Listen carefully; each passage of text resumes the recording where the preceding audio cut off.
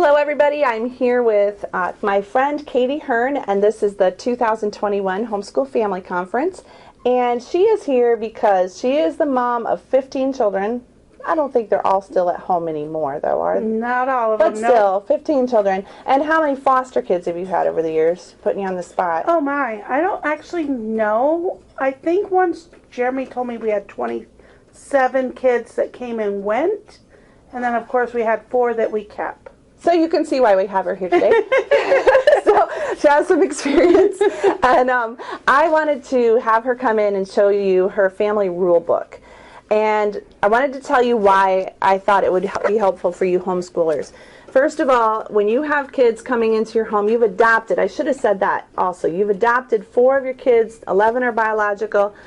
I don't think it matters. They all need a rule book, right? Well, yes. It doesn't really matter how kids No. But I think when kids come in, let's say, I remember one of your daughters was around 5, almost 5 when she came in, and not knowing your structure, not knowing how things go, that was really hard, right? Right. And then you have been counseling a lot of other parents. You also are a volunteer for the Michigan, I'm going to say it wrong, Michigan Christian Homeschool Network. And so she works with homeschool families all the time. You take phone calls from all the new parents that are trying to find out the laws in Michigan, trying to find out how to homeschool, and this is one of the pieces of advice you give them. And you have a blog. So I'll give you her blog later, or you can find a link below the video. But okay, tell us a little bit about your rule book. Tell us what's in it. How in the world did you come up with this idea? How does it help? And all right, why do they want it? Well, first I want to make it clear it's not an idea I came up with myself. I actually remember the first time hearing about a rule book in a foster adoptive training session, which would have been 20, 30 years ago that I attended. I didn't make one then. I had grown up in my parents' home with a good rule structure, and I just kind of mimicked their rule structure. But recently, another foster adoptive family was sharing their rule book on their vlog, and it just really hit me that there is a benefit to having these rules that you can go back to when life is chaotic or there's a change, like you're going from public school to homeschool, or you marry someone with children and you're bringing in kids from both spouses, or, you know, foster and adoptive. There's always change happening in life. And so I came up with this book, and I brought the idea to my husband, and we actually went away for a weekend, and we prayed over each rule that would go in our book. Cool. And we got our Bibles out, and we wanted them to be Bible solid. When we took the foster adoptive class, there was no scripture in the book, but our book is full of scripture because we want it to be Bible solid. So that's where we came up with the idea. I think having a rule book for your family is excellent. For our family, we have adult children living at home. And it's easy for them to think, well, I'm a grown-up. I don't have to follow the rules anymore. And so it reminds them that as long as they live at our home, they have to still set that standard. And we also have, like Ann said, we have children that we adopted when they were over 5 years old. And so they didn't have that beginning years with us to understand how we work and why we do what we do. But the book explains that. So I'm thinking to myself, one of the reasons I really like this is because that concept that the Torah is supposed to be written on your gates. I think it was our friend Christine Miller who first brought the idea to my attention anyway, that when you write it on your gates, it's not that just you write it on the walls, because we definitely do that. You have it all over your walls, and that's pretty amazing. But that it also means that when you come into the walls of your house, you have to abide by those rules or out you go. Kind of not for a foster child, but I mean, like if a visitor comes in, you know, they can't bring pork in, they can't plop it on your kitchen counter. So, yeah, you can't just, that is an interesting thing. So let's say you're beginning to homeschool. You can't just give up a weekend because nobody has a clue what the rules are, or they don't like the rules. And I'm sure they have days like that. I'm sure you have days when you've brought a foster child in that you want to send them packing because they don't want to follow the rules. And I know homeschool moms, I have days like that, and my kids have been in my house since the beginning. Right. So I think we all have days like that, especially when our children are going through the changes of life, like puberty. And in this last year is a huge example, this COVID pandemic environment that we were in. It was stressful on our kids, on us. And sometimes we just really get irritated by our kids. We get annoyed by them. We get frustrated with them. And they get annoyed and irritated with us. And so having a standard to fall back to helps everybody to refocus and get back to where... It's kind of like saying, I'm sorry, that's what the rule book says. You'll have to take it up with, the rule book. Right. My husband is really good about this. This rule book sits on a table in our living room. But for me, a lot of time it just sits there. But when he's dealing with the kids, he will actually pull it out. And he will flip to a page and say, we have one about kind words. Let's see if I can find it. I'll go through all of these for you. Words. So it just says words, and it talks about how we talk to each other. And he'll get it out because if one of the kids is using language that isn't kind or that just isn't appropriate, he'll just show them right where it is in the rule book. And I think that's a great way to deal with that. You don't have to yell. You don't have to scream. You don't have to, spank them 600 times. You just have to remind them. Okay, tell us what's inside. All right, so in my rule book, like I said, my husband and I, we sit down and we prayed over every page. So my rule book isn't going to be like yours. Your family's going to have different focuses. My cover says Hearn Family Rule Book, and I put, as for me and my house, we will serve Jehovah. We have that in huge black letters on our wall at home. So, page 1, we start out with attitude and body language. And it says right at the beginning, your attitude is your choice. No one can make you mad or glad. We expect you to control your attitude and to treat everyone with respect you want to be treated with. Obviously, that goes to the same thing as Yeshua said, treat people as you want to be treated. And so that is the very beginning. And then right on the same page, you'll see it says body language, because our body language is what our attitude drives our behavior. However our attitude is, that's going to be our behavior. And when you've asked a child to do something in school that they don't want to do, even if they agree to do it, you can tell immediately by their body language that you have an attitude problem that day. You need to stop school. Who cares about math? When your body language, when your attitude's wrong, then why are you doing it? That's much more important. And each page kind of gives what we expect and examples of what that looks like or what it doesn't look like. For example, on body language, it says examples of good body language are looking at someone when they are speaking to you, responding politely when spoken to, and walking when sent to your room. We expect you to work on your body language and to take correction when given. If we see you are struggling to control your body language, we will give you one verbal word of encouragement. If you cannot get yourself under control, we will then ask you to make an attitude adjustment and then return to us. So, in the attitude part, it talks about making attitude adjustment.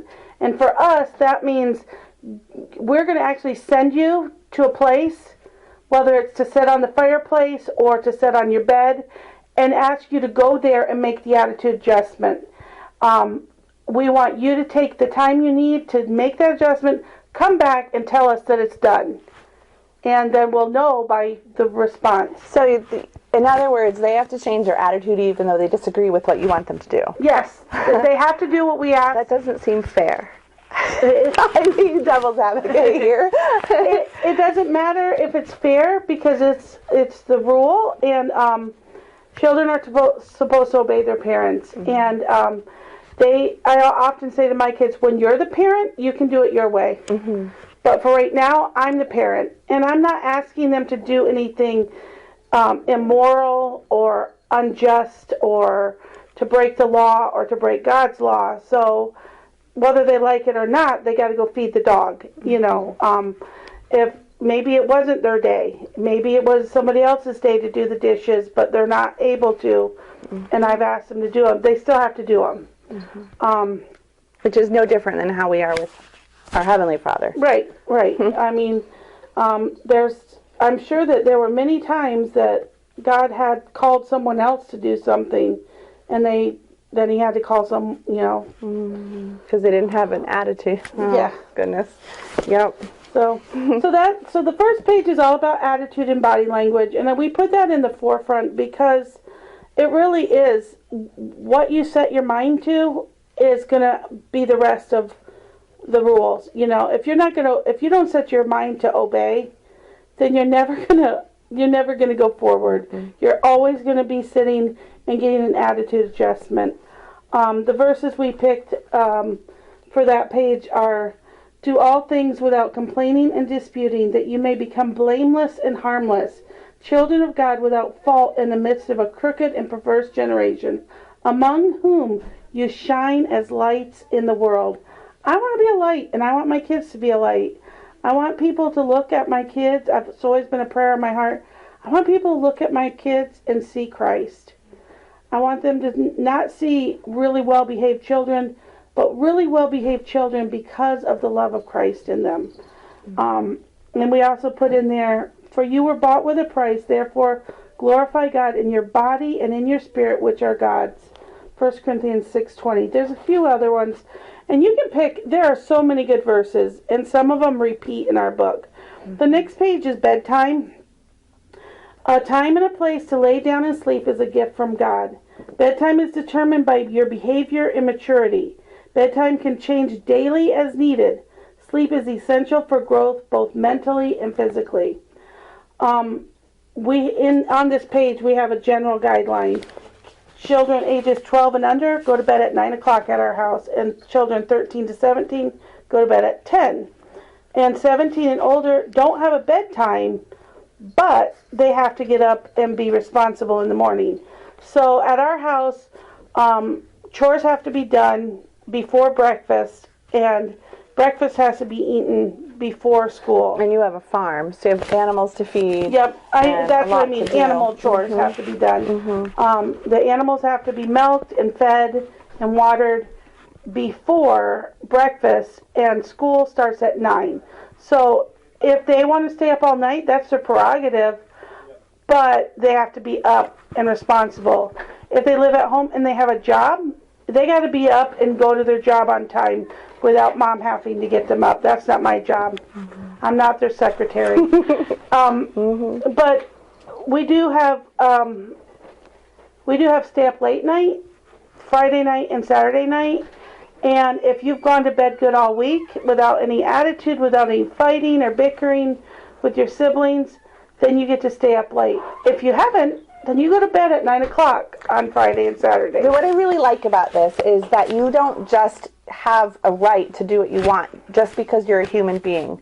But you have to earn privileges. You have to work at it. And when you show yourself responsible, then you get extra fun things. And I think that's really helpful. Like for my kids, I have, this isn't for bedtime, although I think bedtime is an awesome way to train this. But I keep thinking about math.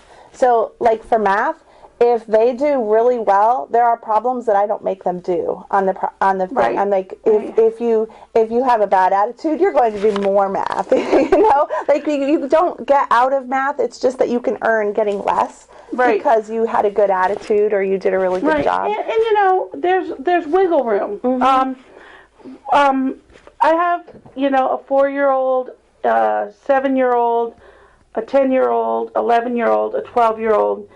And sometimes when they go to bed, they just irritate each other because that's what little kids do. And so maybe on Monday they didn't go to bed well, and I say, it looks like you're not going to be able to stay up late with Dad on Friday night. Well, let's say on Tuesday, Wednesday, Thursday, they all went to bed great. I just erase Monday. I tell them, you know what? you did such a fabulous job the rest of the week. I'm not going to count Monday against you. Mm-hmm. And it's a great teaching lesson because God does that with us. All the time. All the time. He gives us second chances all the time. And so we can offer that same grace to our kids.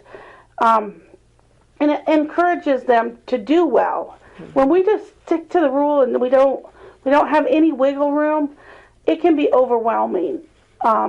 Because kids are not perfect. I'm not perfect. I might have a really bad day, and then my kids have a really bad day. Is it their fault that mom had a bad day? No. So these are general guidelines, and these are to help us stay on track, but there's wiggle room. Mm-hmm. Mm-hmm. So the next page is called Babysitting, and this is really important if you have, like for us, we have adult children that live at home. Mm-hmm. We have older kids and we have younger kids.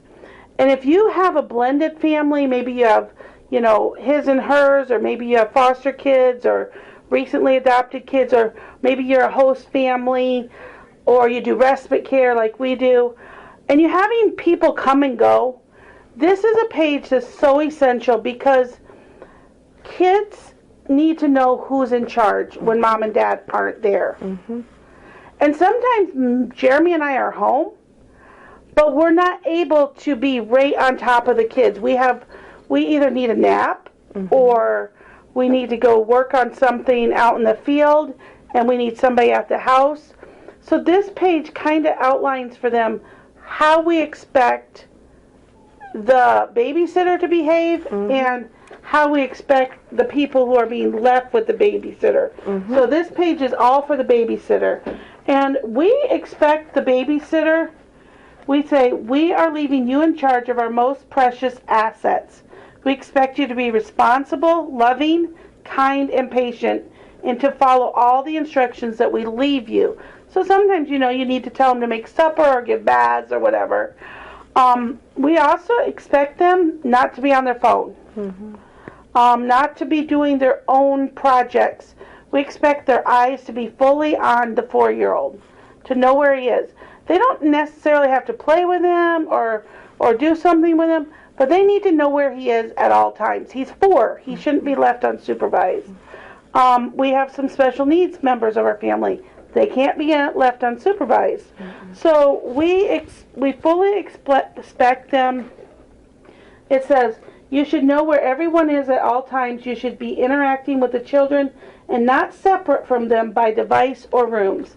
A lot of times my older kids, just need a break from the family and go to their room. That's fine, mm-hmm. when we're home. Mm-hmm. Mm-hmm. I don't need them. Right. But when I'm not home and I need them to be the one in charge, I expect them to be right there, mm-hmm. watching, interacting with the kids. We also expect, if we tell them to make a meal or they do a project, to clean up. I know some people might think this is radical, but we expect to come home to a clean house. No, it's not radical. we fully expect to come home to a clean house. There's no reason why they can't clean up after themselves, and keep the house in order. So the verse we put there was, whatever you do, work at it with all your heart, as working for the Lord, not for human masters, since you know that you will receive an inheritance from the Lord as a reward.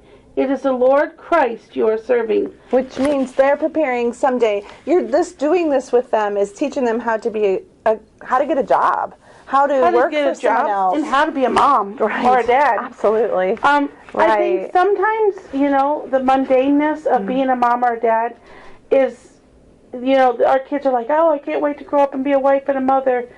Well, this is what being a wife and a mother is really like. Mm-hmm. And you got to find the joy in it and the pleasure. And not be on our phone the whole time. And not be on our phones. Mm-hmm. I know that I love social media. I'm a social person, mm-hmm. but I can't be on my phone all day if I really want to make a difference in my kids' lives, and neither can my kids. And then we fully expect our kids that are being left in care to obey the person who's in charge, as if it were us. Mm-hmm. So it says, Do nothing out of selfish ambition or vain conceit. Rather, in humility, value others above yourself. Philippians 2:3. Sometimes it might be that the 12-year-old's in charge. Mm-hmm. Mm-hmm. And the 11-year-old has to listen to the 12-year-old. Mm-hmm. I've actually had times where I put the 15-year-old in charge and the 18-year-old's at home. Mm-hmm. And I fully expect that if the 15-year-old says to the 18-year-old, can you make dinner tonight, the 18-year-old to do that. Mm-hmm. It's not because one's more mature than the other, it's just that's the best situation for that moment. Mm-hmm. And so we totally expect them to treat them with respect and honor. We expect them to actually go above and beyond. Mm-hmm.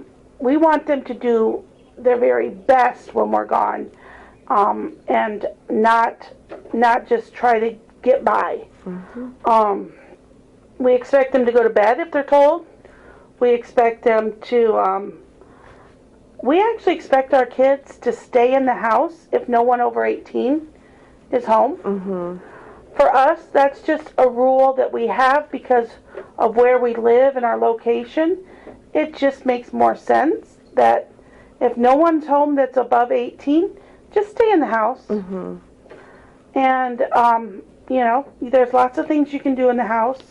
There's no reason why you need to go outside. Mm-hmm. It's very rare that someone's not home over 18. But in the case that there is, we just expect them to stay in the house. Mm-hmm. We don't want them cooking without permission. Absolutely. We don't want them leaving without permission. Mm-hmm. Even those who can drive, they just let us know where you're going, what you're doing. Be accountable. Yep. Mm-hmm. So the next pages are very much personal. Jeremy and I, we are a family that we believe in hard work. Mm-hmm. And so the next page is called Jobs. I'll show you. I don't know if you can see it. And then Do Your Best. And they go together. And Jobs is all about, it says, jobs are a blessing to everyone in a family. Jobs allow us to serve each other and remind us that we are important members of the family. We love a clean and organized house. Even small children are known by their actions, so is their conduct really pure and upright. Proverbs 20:11. Jobs are assigned by ability and maturity. Privileges are given to those who are responsible with their jobs. More jobs means more maturity. Mm-hmm. So often my kids will be like, how come I have so many jobs? Well, the answer is clear, because you're capable of so many jobs. Mm-hmm. When you have a big house and a farm and a lot of people, there's a lot of work. Mm-hmm. And so everybody has to do what they can do. Mm-hmm. And so if you can do more, then more is asked of you. And I don't think there's anything wrong with that. No. It doesn't have to be fair and equal. Mm-hmm. It has to be done. And not every job has to be the same kind of job. Nope. Like one person might be in charge of laundry and another person might be in charge of, lawn care or whatever. It just doesn't have to be fair that way either, does it?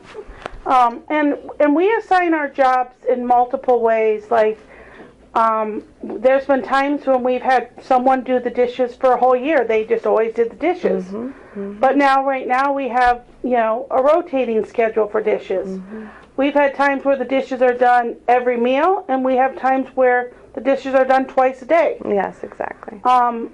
You do what works for you at the season of life that you're in. Yeah. We had for years where one daughter did all the laundry all the time. Mm-hmm. She got married. That was not, that first year, it was like, okay, we got laundry everywhere. We need to figure this out. So we had to make a new laundry system. Uh-huh. Now we just, you make it work and you find a system that works for your family.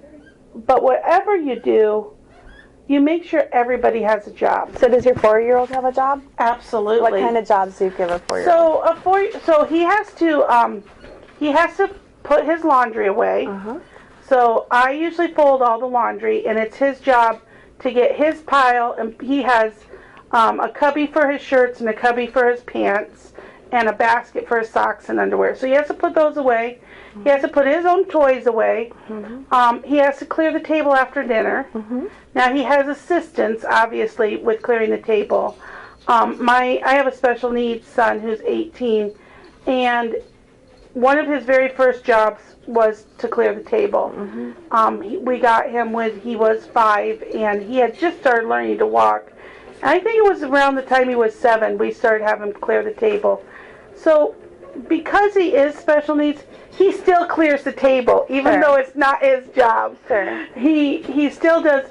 There's any job that he's had for a long time, he still does that job, even if it's somebody else's, which is nice. Absolutely. So he helps whoever is doing the table or whoever is doing the shoes. Another job that we often give our 4-year-old is to line up the shoes. So we have a place that all the shoes go, and he matches them up and lines them up. Which is way better than preschool curriculum. I mean, seriously, he's learning something really valuable, and it's a sorting thing. You don't need a worksheet for that. Just have them sort the shoes. That's awesome. So, and they can sort socks and underwear and stuff like that, too. But yeah, my kids, for the most part, when they're little, like to do jobs because everybody's doing jobs, so they want to do jobs. So you have a certain time of day that everybody goes and does their chores? Yes, and I think that might be in here. So it says here, job zones are to be done after morning school, before lunch, and at 5 p.m. daily. So we have together time school in the morning, and after that we clean up the main area. And then we have what we call 5 o'clock jobs, which are often done at 4 o'clock. It's what works that day. Because, well, one of the things is 5 o'clock jobs were originally begun because at that time in our lives, Dad was working first shift, and he would come home at 5 o'clock. So we called him that because we'd get the house ready before Dad got home at 5 o'clock. Now Dad sleeps during the day, and he often gets up around 4 o'clock, so we tend to do them closer to 4 o'clock now. That makes sense. So we just call them 5 o'clock jobs. That works. The next page is called Do Your Best. Everyone makes mistakes. We are far from perfect. We realize you will make mistakes and you are not perfect.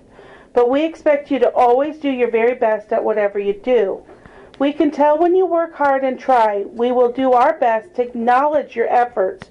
We will also do our best to encourage you and motivate you. We really wanted to put this page in because we want our kids to know that we don't expect perfection. I have a few kids that are perfectionists, and instead of doing a job, they'll just feel overwhelmed and not do anything. We also have some kids that no matter how hard they try, they can't always do exactly as good as another brother or sister. And that's not the important thing. The important thing is that they do their best. Right. So if you have a child that's made a mistake, let's say you told them to clean the bathroom and they completely forgot to clean the mirrors, and so there's still like toothpaste splatters on the mirrors, but they didn't mean to forget, they just forgot. That's not like a rebellious child who needs to be punished. That's just a child that absent-mindedly forgot. But then if you have a child that has the job of cleaning the mirrors and hates cleaning the mirrors and pitches a fit and has a bad attitude and doesn't, now that's a rebellious heart issue. Yes. And it can be so tricky because the one that's throwing a fit might actually clean the mirror. And the one that's trying their best but is so flighty and scatterbrained that they forget this or that. I have a daughter that is now an adult that it would be her job to clean the bathroom, and she would put a lovely bouquet of flowers in the bathroom but totally forget to clean the bathroom. And I would be like, Why, thank you, honey, but now could you go actually clean the bathroom? Sounds like a parable that Yeshua tells, doesn't it? Like, isn't there a parable where he sends out some workers, he tells them to go in the morning and they don't want to, but then later they change their mind and come do it, and then the other ones, I don't know. It's all about the attitude. It's all about it is about the attitude. That parable, though, is about how they all got paid the same at the end. True. Which is another thing that's tough in a house. Yes. So, yeah. On this page, I'm just going to show you this. So if any of you who are watching or listening do have foster adopted kids, or for any reason have ever done trauma training, in trauma training we often teach people to have phrases for their family, like that you say that just remind your kid who you are, what your family is all about. In our family, we often say we finish strong. You know, don't quit at the end. Finish strong. And so I put a bunch of phrases there, like no excuses for bad behavior. In our house, you make a mistake, you own up to it. There's just no excuse. We don't say, well, he made me do it, or I was tired. That may have been true, that you were tired, or they may have provoked you, but you made the mistake. You chose to make the bad decision. So you need to own up to it and correct it. Treat people with respect. Treat people's property with respect. I often say to my kids, speak up loud and clear. And there's two reasons in my house. One, I have a hearing problem, so I can't hear my kids if they don't speak up loud and clear. And two, when we speak up loud and clear, it shows that we're confident. And it builds our confidence. And so I tell my kids that a lot, to speak up loud and clear, stand up straight, Herns work hard, obey right away, be honest, and have integrity. Herns don't cut corners. I often tell my kids, you know, your dad could log into work and just do nothing all day or watch movies, but he has integrity, so he logs in and he does his job. Nobody's coming around to check on him if he's doing it, but they're trusting that he is, and that's integrity. Integrity is doing what's right when nobody's watching. And so we have that as one of our family things. So teaching your kids all these little phrases gives you a family identity that someday they're gonna grow up and they're gonna say, well, that's not how it was in our family. In our family, and they're just gonna automatically say what their family identity is. Right. Which, I mean, just this whole week, that's one of the things we're talking about. We're talking about, you know, when Noah and his wife and his 3 sons and their wives built that ark, they had a mission and they were all on it together. And even when you have disagreements at home, just to have that sense of, we're a family and this is, we're going to do this together. It's a really, a much better house to grow up in and just to feel secure in. Right. And, you know, that's not to say that we don't say things that are unkind and have to take them back. Absolutely not. But by giving your kids an identity that they can grab hold of, even when they feel like, well, I'm a loser, or I'm no good, or I mess up too much, they can go back to, no, I'm a Hearn, and I want to obey God's law, or I'm a Hearn, and we work hard, or whatever it is that they need to hear at that moment. And so we put those in there too. So a lot of what's in the book is our identity. And that's why if you want to make one of these, you can take, you know, go to my website and find the pages I made, but you're really going to want to wrap your identity into it. And take the time with your spouse if you don't have an identity. You as a family need to have a vision for your family, for your homeschool, for your future. Whether that's we want to live off grid and be homesteaders and learn how to live off the land, or whether that's we want to raise up children that go to seminary and travel the world as missionaries. Whatever it is, you need to prayerfully consider that as you put your book together. Awesome. So the next page is help others. Brethren, even if anyone is caught in any trespass, you who are spiritual, restore such a one in a spirit of gentleness, each one looking to yourself, so that you too will not be tempted. Bear one another's burdens, and thereby fulfill the law of Christ. For if anyone thinks he is something when he is nothing, he deceives himself. But each one must examine his own work, and then he will have reason for boasting in regard to himself alone, and not in regard to another. For each one will bear his own load. The one who is taught the word is to share all good things with the one who teaches him. Do not be deceived, God is not mocked. For whatever a man sows, this he will also reap. For the one who sows to his own flesh will from the flesh reap corruption, but the one who sows to the Spirit will from the Spirit reap eternal life. Let us not lose heart in doing good, for in due time we will reap if we do not grow weary. So then, while we have opportunity, let us do good to all people, but especially to those who are of the household of faith. Galatians 6:1-10. Help others. One of the best ways to do your best is to help others. In a large family, there are lots of opportunities to serve and care for others. We expect you to see the needs of others as opportunities to serve God and your family. Every time you serve, you grow into the person Jehovah created you to be. Helping others isn't always about teaching, training, correcting, or guiding. It is about meeting someone at their point of need. That may mean you have to do all the work yourself. The best leadership starts with a servant's heart. So often, I'm sure you probably have this, many people, our kids love to go help somebody else. Like, we have an older woman in our church that my kids are glad to go help her out, and, but the truth is we need to teach our kids to start serving those right there beside them. And so for my big kids, I tell them, I match them up. So like, let's say I have the 7-year-old do dishes with the 13-year-old. Well, then the 13-year-old might be like, well, I have to do it all. Yeah, you might. You might. But you're showing the 7-year-old, 1, how to do dishes, and 2, how to serve.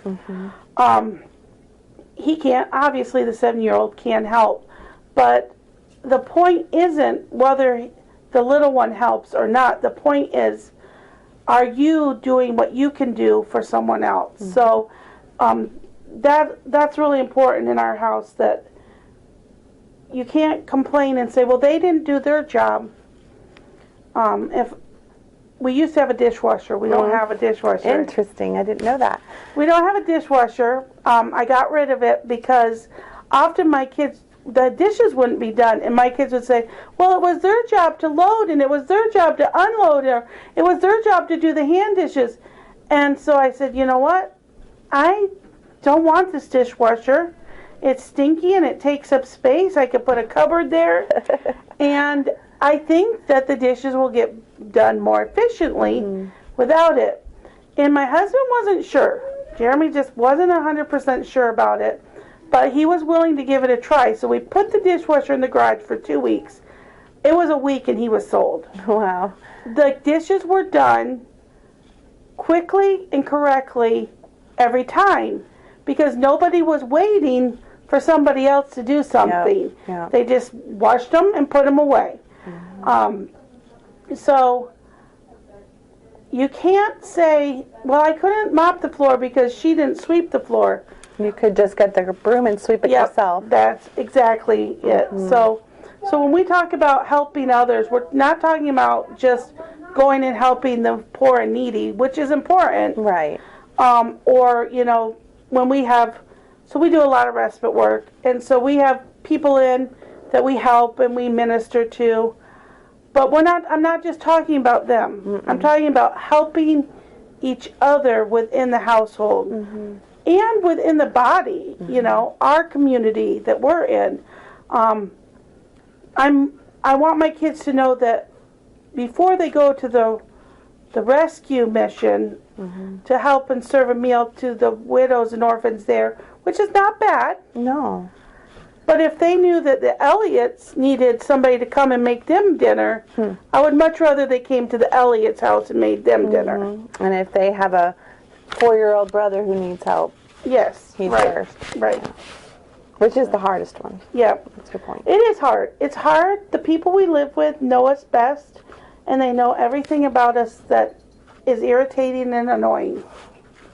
And so they're hard to love, you know.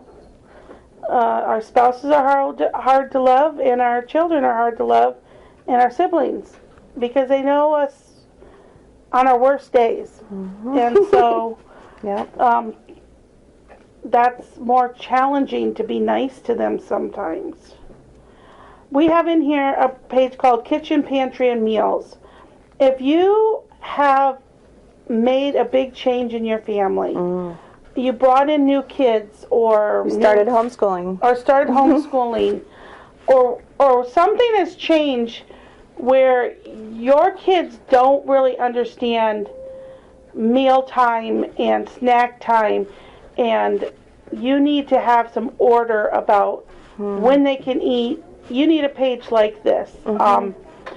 We have a very structured, we eat our breakfast at 8 o'clock.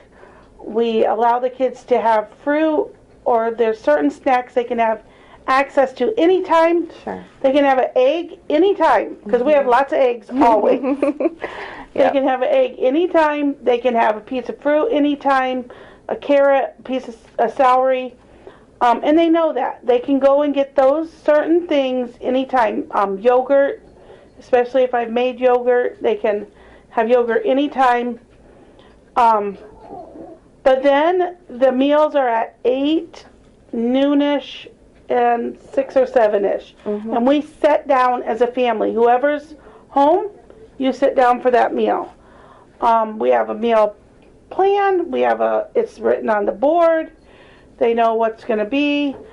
They always have the option of quietly making a peanut butter and jelly sandwich. If they don't like what's being served. So you set a meals on the board. What, like you have a chalkboard, or what do you have? So I have, in my kitchen, I have a chalkboard that has Monday, Tuesday, Wednesday, Thursday, Friday, Saturday. I forgot Sunday. It does have Sunday. And then it has, I believe it says breakfast, lunch, dinner.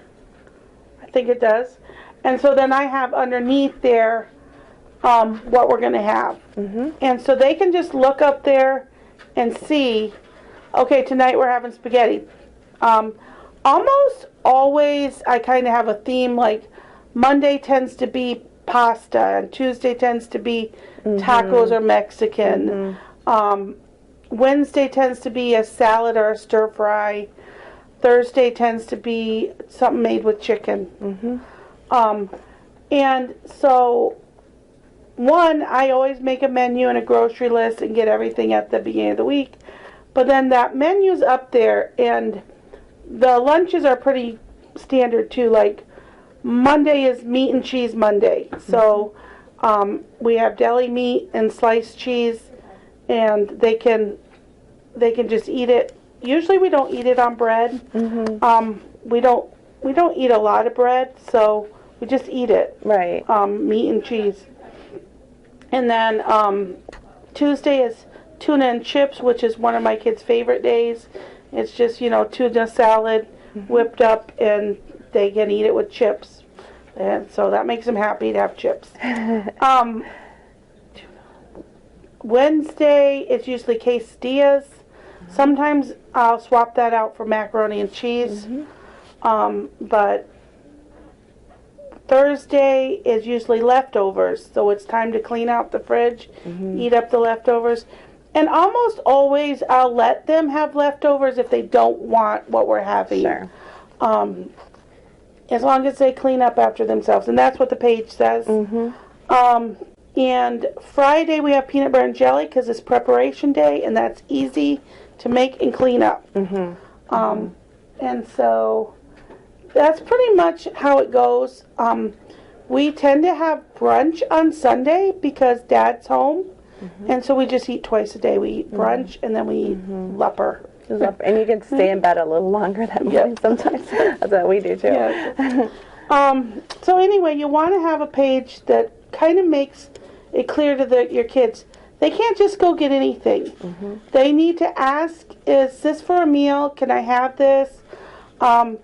They can have, like I said, my kids can have fruit anytime, or carrots or celery. And they can't actually have any fruit anytime. They can have an apple, orange, or banana anytime. If there's melon or strawberries or mangoes or something, they pretty much need to ask, is that for a meal? Because that's not normal. Right. Obviously in the summer you tend to have more fruits and stuff, but they can eat something out of the garden anytime. Like, I don't care if they go pick a pepper out of the garden or a lettuce. But they need to know. Your kids, you can't just assume your kids know that they can't go in the kitchen and get whatever they want. If you don't want them to have a glass of milk with whenever they want, then you need to tell them. If you don't want them to, open that loaf of bread, you need to tell them.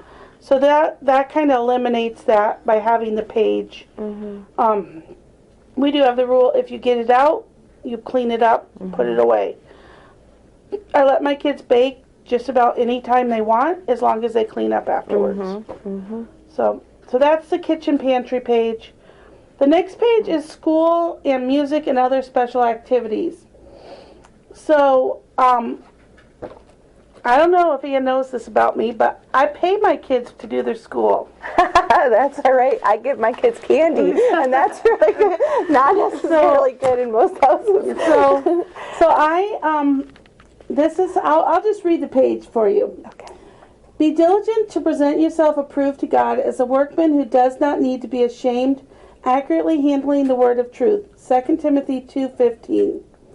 All Scripture is inspired by God and profitable for teaching, for reproof, for correction, for training in righteousness, so that the man of God may be adequate, equipped for every good work.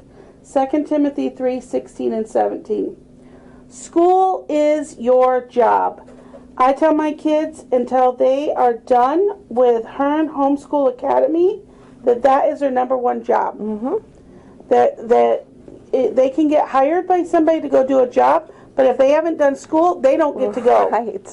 Right. School is extremely important to us. We expect you to take your schoolwork seriously. You are responsible to complete your schoolwork and turn it in on time.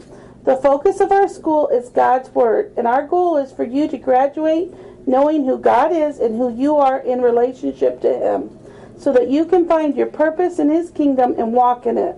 Because school is so important to us, we offer rewards for completing certain tasks. So no different than earning a paycheck. Yes. So these rewards aren't very big. So Kids don't care about the big, do they? Nope. They really don't. And I also give them a certificate, which probably means more to them than the actual reward. Yep. If they do a book report, and this can look different for different kids, like if Adam sits down and reads a book and discusses it with me, that's a book report. He's four. Right. But Josh, he's 16. He has to read the book and actually write a book report, which is actually a big challenge for Josh because he's severely dyslexic. Sure. So that's a big job, and Adam and Josh get the same dollar. Yep. The dollar is. It doesn't matter. Talking about, but it's valuable. It means, it's great. If you complete a textbook, so for example, if they complete their whole Hebrew textbook, they get $1 at the end, and there's a certificate at the end because the teacher, the person who made it, is one of my kids. So exactly. So she knows you need a certificate when you finish a book. Exactly. That's cool. If you complete a Torah book, what I mean is each of my kids have to copy all of the Torah. And so when they've copied all of Genesis in our method, which is the Torah, Homeschool Torah method. Well, I think you have them writing picture or making pictures once a week, and you have a few differences there. So they have to copy it. They have to actually read it, copy it, have it corrected. They have to draw a picture to go with it, and write a paragraph or insight on it. Exactly. And you have the Proverbs copy workbook that's available to everyone, and that has the page at the end of every chapter. Because so that's very good. So when they complete that, they get a large reward. So obviously Genesis has 50 chapters, so that is a very large reward. And then if they complete that, for example, a large reward would be like a toolbox. Like I think Brendan, one time we got him a toolbox for the back of his truck. I think once Maya needed something for his car, you know. So I kind of think in the $50 range when I think large reward. We don't actually allow our kids to start their official copy work till they start high school. So we're not talking about 13-year-olds. We're talking about 15 and older. Right. So the little kids, they prepare for copy work, but they don't actually do their official copy work.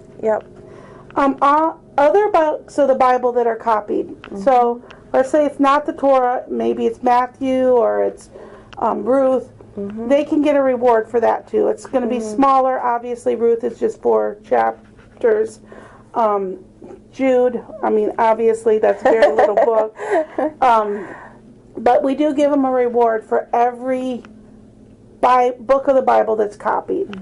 And then when they complete high school, they have a coming of age party, sending into ministry party, and that looks different for each of our kids because some of them were younger and some of them are closer to 20. So, but it's kind of just like okay, you've completed everything Mom's required of you, and the requirements are different. Like I have Josh, who's going to be in 9th grade this year, and we're going to make his agenda. We're working on it right now this summer, and his won't look like somebody else's. Josh wants to work towards becoming a plumber, so some of his classes will be geared towards that. Isn't the same person as one of his other brothers or sisters, so his classes are going to be different. The way he does them are going to be different. So, and when he completes them, he's graduated. Whether he completes them in 2 years or in 6 years, it doesn't matter. But that's how we do that. Music and other special activities. So here in Lansing, we have a homeschool music group that we have partnered with on some years and some years not. Or we might put our kids in a co-op or just things like that, you know, for art or music. And gymnastics. We've had kids do volleyball, just whatever. Or it could be a trade or a skill. Like we've had kids that have, you know, apprenticed while they're still in school. So these are all opportunities we want to give our kids, but they're privileges. And so we expect you to ask for help when needed. We expect you to take good care of all tools, instruments, and materials that are bought. We expect you to show appreciation to us and to the teacher. Sometimes that teacher is their brother or sister. And so we need them to remember that in this situation, this is your teacher. And you need to treat them with the respect of a teacher. And also Mom and Dad for driving them around and using all your time and gas money. And we kind of, I hate to say it, but when our older kids are younger, we kind of let them just take advantage of us. We almost felt like because they were gifted and talented, or because, you know, whatever, society, I don't know, that we owed it to them to take them to these sports and these activities. And, And we loved doing it. It wasn't that we didn't enjoy it. It was a great fun to see them use their gifts and talents. But we did it at the sacrifice of some of other things.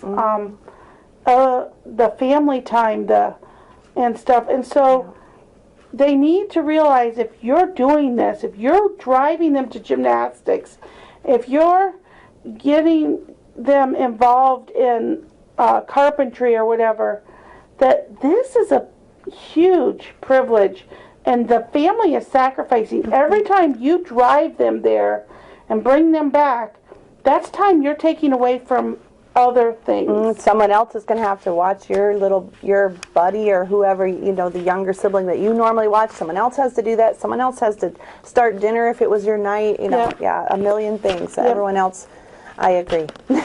So on this page we have, always remember Dad is sleeping during the day. All noisy practicing and activities should be done outside or after Dad gets up for the day. Well, we have that too. My oldest son works second shift, and third shift, I guess it's overnight. He works overnight. Same thing. No vacuuming at 9 in the morning, or no pounding on the piano. Right. So, I mean, we actually just got we had been without a drum set for a while, but we just got one. Yeah. And so as soon as I brought it home, the kids just went at it, and I was like, okay, let's put that in the basement. Right, exactly. So, but I mean, it's great. We want to encourage our kids to do these things. God wants us to use our gifts and talents for His glory. So I want my kids to, if they can play music, to do that. Absolutely. All right, the next page is called Time Management and Accountability. This is so important. We are supposed to be very careful then how you live, not as unwise, but as wise, making the most of every opportunity, because the days are evil. Therefore, do not be foolish, but understand what the Lord's will is. I never really understood this verse until I became a mom. We have to use our time so wisely.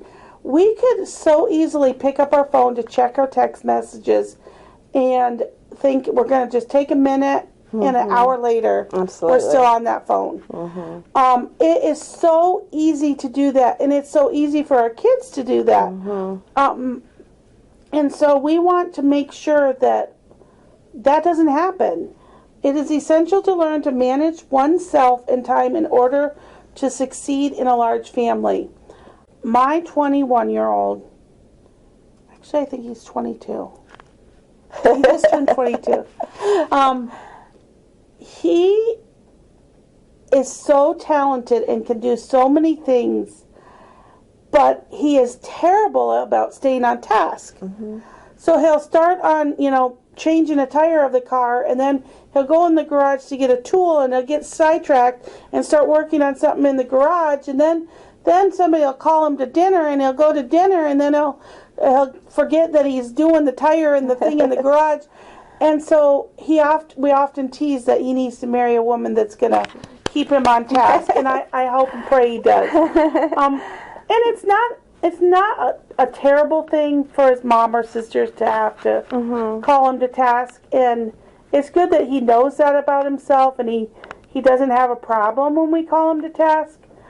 But it also should be a goal of his to be more efficient, to be more aware that he's getting sidetracked. And I would bet money that the average mom watching this has had this struggle for herself. There's no one at home to keep you on task. It's not like you have a boss that gives you a list of things that needs to be done that day. Right. And while we are serving our husbands, and I guess they're our boss, most husbands are not like that. They're not going to say, I want you to have the dishes done and get the laundry done. They're not like that. And I don't think we want them to be we're either. expected to be the managers. And it's hard to take that control.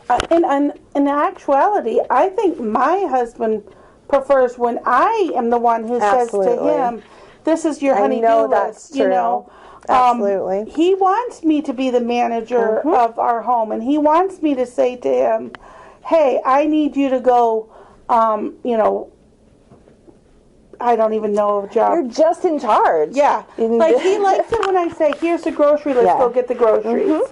In fact, he loves it if he can go somewhere. I don't know if that's true for all husbands, but my husband loves it when he has someone, like I say, go do this, you know. He also likes it, though, if I say, hey, my car's making a noise. Can you look at it, you know. I don't know about other husbands, but my husband goes to work, and then he goes to sleep. And when he wakes up, that in-between time, he wants it to be a productive time. Absolutely. And he doesn't even care if I say, can you wash the dishes and make supper? In fact, he loves it. I tease all the time.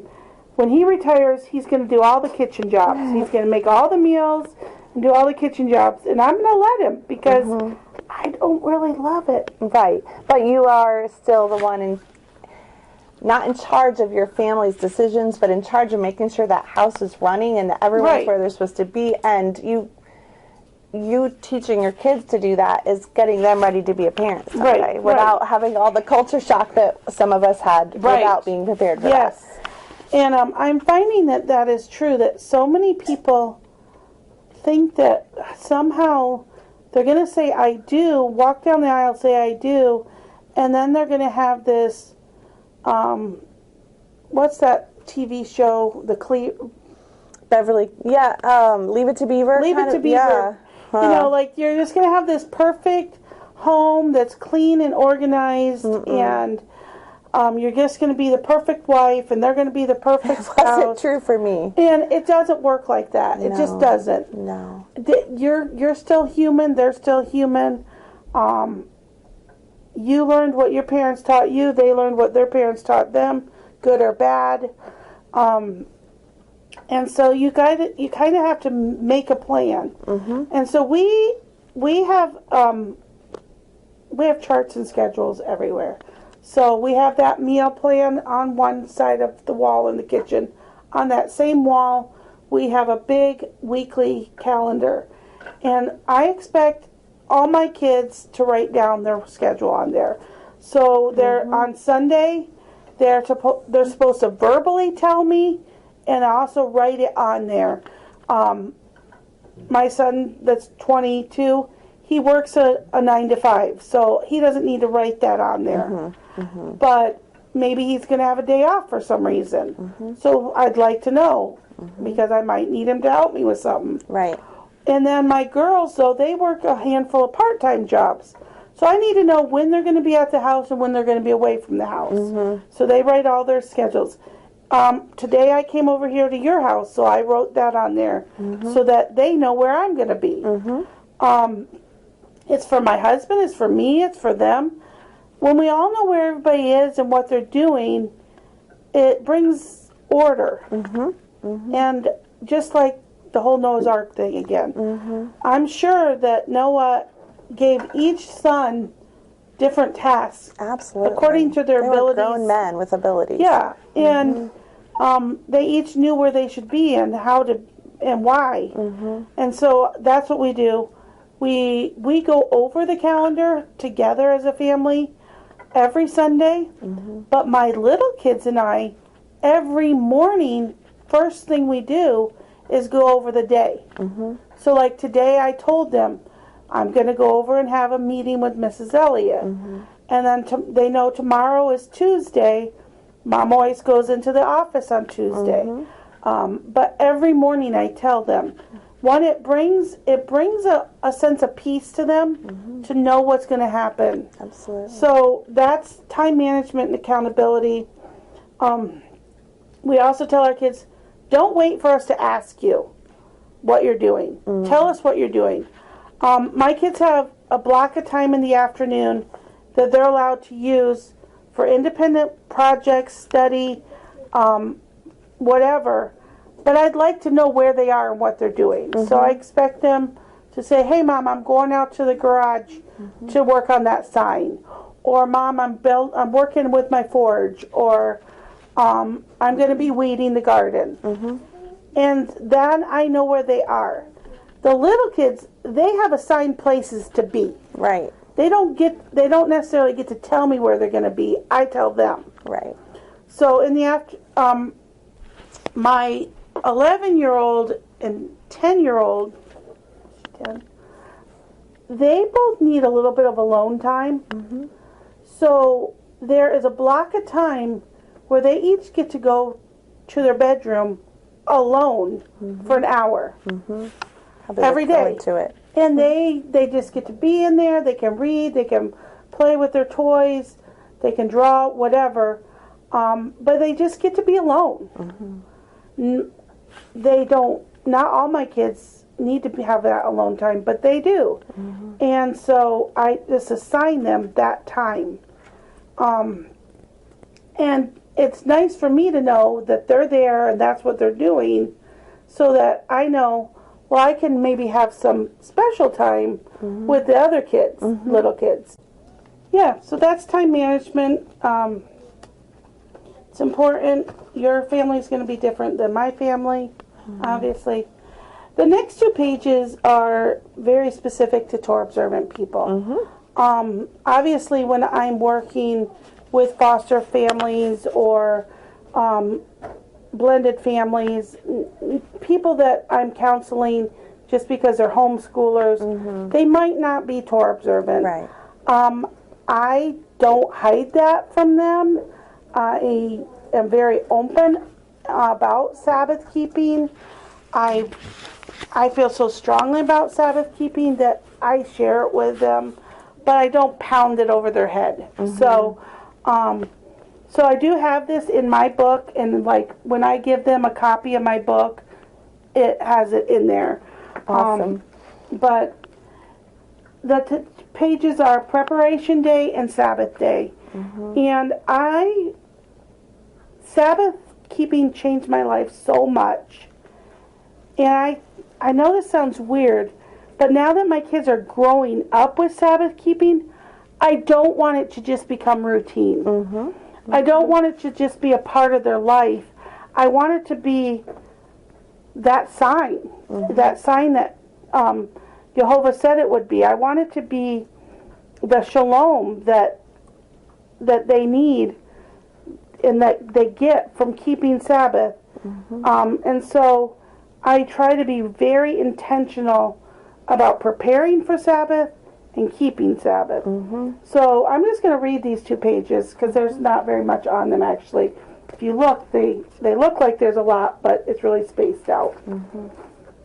Preparation day. Preparation day is a day we prepare our heart, mind, and home for Sabbath. Do your best to present yourself to God as one approved, a worker who does not need to be ashamed and who correctly handles the word of truth. 2 Timothy 2:15. Remember the Sabbath day by keeping it holy. Exodus 28. Can I pause you for a second? In case there's someone who's new to keeping Torah, preparation day is Friday, right? Friday, yes, yes. Friday is the day before Sabbath. Or before a feast, it would be the day before a big feast. Yep. Or preparation day would be a day before a feast day, yes. So prepare yourself by laying out your clothes for the next day, showering your body, and caring for all your grooming needs. So what that means is like we have a big family. And if we all tried to get in the shower on Saturday morning before we went to fellowship, because we have a congregation, and we're blessed to go to fellowship with you guys and other people, that we can all do that restfully. So I have little kids take their baths and showers the night before. I might put the girls' hair in braids or rollers. The boys those that might need to shave once a week, they might shave on preparation day. Right. Some of my boys only need to shave once a week, some need to shave twice a day. But if they shave, Right. It just depends on, that's a personal thing. So anyway, that's what that's all about is, take care of those things. Don't wait till Saturday morning to try to get all those things. Absolutely. We try to have the laundry done up so that you can find decent clothes. I don't know about you guys, but during the week, since we don't go anywhere, we might not wear like clothes that we would wear out of the house. Absolutely. Or you might wear it a couple times to save laundry. So we want to make sure that we have something that is suitable for going outside the house. Right. There's nothing worse than getting ready to go to Sabbath fellowship and someone can't find their shoes. Yes. The shoes are a big one. Yep, shoes. They might be out in the goat field. Yeah. If, Exactly. Benny and Adam always are taking shoes off outside. So we need to find those on preparation. It's like a reset, which is awesome. Prepare your bedroom by making your bed and cleaning your room. Now, Anne makes her bed every day. Katie does not. I make my bed on preparation day. Yep. Yep. And it sounds weird. Some of my children don't make their bed as often as I do. So, I won't name names. And some of my children make their bed every day. So it's a one reason I don't is I get out of my bed and my husband gets in my bed. Right, that's a good. So it's kind of tricky to make it. But I do want on preparation day, I want them to check if their sheets need changed, if their pillowcases need changed, if make their beds, clean their room, sweep the floors, so that if they want to go in there and take a nap, they feel restful. It feels restful. Absolutely. Help your younger siblings bathe and prepare as needed. Usually I assign someone to make sure that the little ones get well groomed. And this is a day we often check fingernails and toenails and ears and things like that. Things that might get neglected during the week. Absolutely. Trim hair, things like that. Yeah. Yep. So help with meals as needed. So I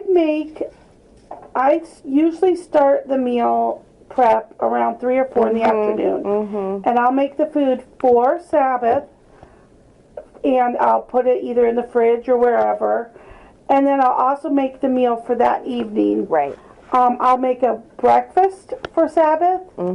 And I will also, so right now our fellowship, we meet at 2 in the afternoon and eat a dinner. So I'll try to make a brunch. Yeah. And then everybody can sleep in. They can grab something before we head to fellowship at 2. I try to also have cold meat and cheese on hand, just so if someone sleeps late and they just want to grab something as we're running out the door. We also like to have something, especially in the summer months, prepare for when we get back. Even though we just ate. Because it's Michigan. The sun goes down at 9:30. Even though we just ate at fellowship around 5 or 6. Yes, I'm hungry. Kids get hungry, and I'd rather have something on hand. And sometimes that something might be chicken nuggets that we warm up. I was going to fess up. It might be chicken, or it might be ice cream and chips or something like exactly. that. Special, though. I grew up, of course, going to church on Sunday, and we would go to Sunday night church, and we would come home and have popcorn and ice cream. Yep. So that's totally doable. My mom would sometimes, for a little extra protein, slice some cheese or something, or summer sausage or whatever. Sure. But I like to plan all the way to Sunday morning, and that way I am not going to worry about any meal prep at all on Sabbath.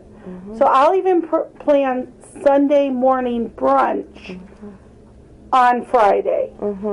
I might not make it, obviously, but I will make sure I have everything I need to make it so I don't have to do it. A lot of times I'll actually get my groceries on Thursday. One reason is we get our paycheck on Thursday. So, good reason.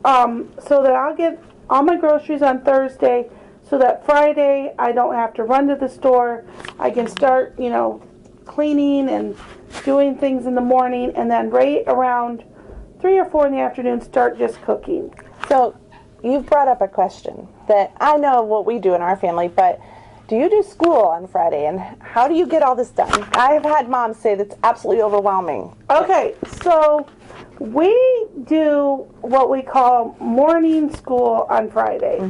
So morning school is Together school, but on Friday it's a special preparation lesson.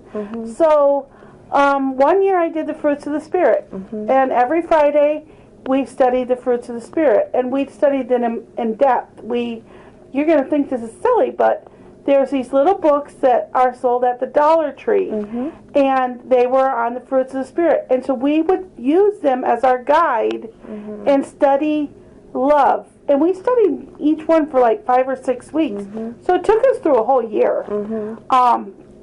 And so they are special. I was going to say, one more way to make it special. Special preparation Bible study. We put aside our regular schoolwork and we have special preparation Bible studies. And I do it on purpose because I tell my kids every preparation day, we're preparing our hearts and mind and our home. We want to remember our Creator and Redeemer. We don't want to worry about paying bills or getting our schoolwork done. If my kids have not got their assignments done by Friday morning, I put them away and they have makeup school on Sunday morning. So we do school, that's all we do on Friday morning. Friday night, we have family worship and Bible study. So we used to do Torah time on Friday night, but now that we do fellowship later, we actually do Torah time on Saturday morning. I'll talk more about that in a minute. So let me finish preparation day. Help with meals, care for all animal needs as much as possible. Complete all your work before sundown on Friday. Remember, a busy preparation day makes for a restful Sabbath day. We do, in our house, observe from sundown to sundown. I'm not a big stickler on what other people do, but that's the standard that we have at our house. My husband says we observe from sundown to sundown. Now, I will say this. In the winter, we sometimes go from 6 to 6. Again, in Michigan. It's really early. So we go from 6 to 6 if need be. We really shoot for that sundown to sundown, but our more important to us is that full day of rest. Full 24 hours. And we shoot for the full 24 hours. I know some people think Sabbath is just the daylight hours of Saturday, but we tend to stick to that full 24 hours. And we're blessed that we can do that. We're so blessed. I hope the more time to put your feet up. So we work. We try to get as much done. Like we make sure the chicken coop is cleaned and has fresh straw, and the goats are good and stuff. We try to minimize the farm chores so that on Sabbath we just have to do the very little bit. Obviously we have to milk the goats or they would be crying. But we try to minimize the chores on Sabbath. So then we get to Sabbath day. Sabbath day is a gift from Jehovah to us. Then Yeshua said to them, the Sabbath was made for man, not man for the Sabbath. Mark 2:27. Keep my Sabbaths holy, that they may be a sign between us. Then you will know that I am Jehovah your God. Ezekiel 20:20. We expect you to keep the Sabbath day holy, as it is a gift and blessing from Jehovah to us. We expect anyone who lives under our roof to observe the Sabbath day. Yes. We have had seasons where we've had people live with us. We have extended family with special needs, and they might live with us for a season. We've had respite that we've done for months on end. We are a registered respite provider, and we might have somebody stay with us for 90 days. It doesn't matter. If they are under our roof, they obey our rules. And we keep Sabbath, so they keep Sabbath. That's the same with, we eat biblically clean food. They're not allowed to bring pork or shellfish into our home.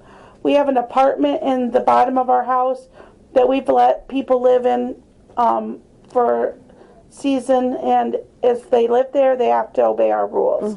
So we expect everyone to keep Sabbath if they're at our home. Complete all your work by sundown on Friday night. Rest and do no work until sundown on Saturday.